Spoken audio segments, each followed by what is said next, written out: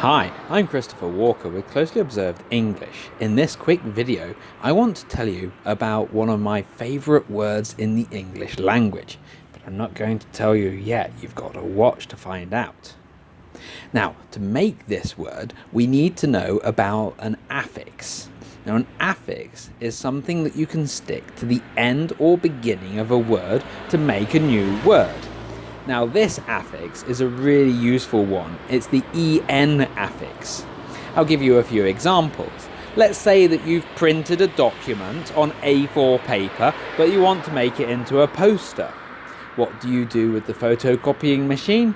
You use the enlarge setting. So you want it to be large, so you enlarge.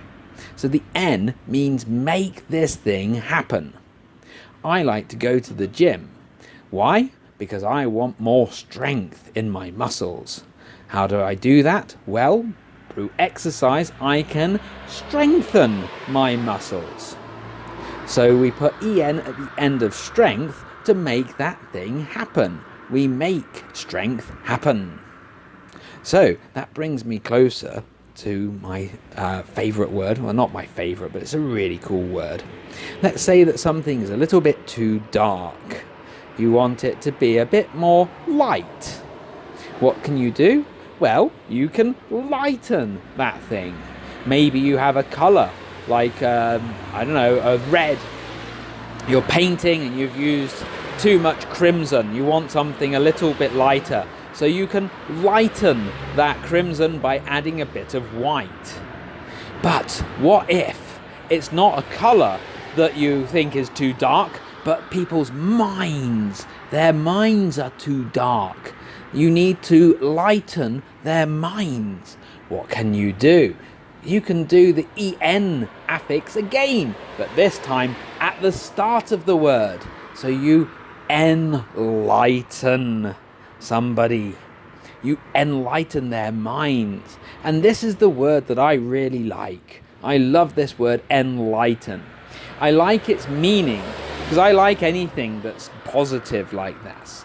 Enlighten is really only a positive word. I can't think of a negative use for it. We talk about the Enlightenment period in history, and it was a pretty good time for people who were thinking. It's also unusual.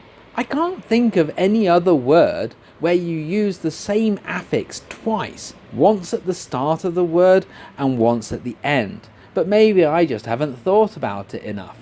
If you can think of an example of a word that uses the same affix twice, put it in the comments below. Guess what? You'll be enlightening me. So that's my word of the day. Well, it's not really a word of the day. I haven't been doing those recently, but I do like that word. It's pretty cool.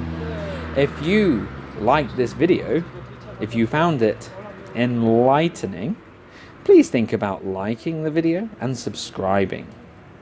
If you really liked it, think about buying me a coffee. You'll see a link in the description. It's only €3 and it really helps me out, especially if 1 million people do it. But that's not happened yet. If you're a student looking to build their word power, think about getting a copy of my book, 66 Lessons for Autodidacts. There are lots of great vocabulary tricks and tips in that book, just like the one we've just explored in this video. So, until next time, see you around. Bye-bye.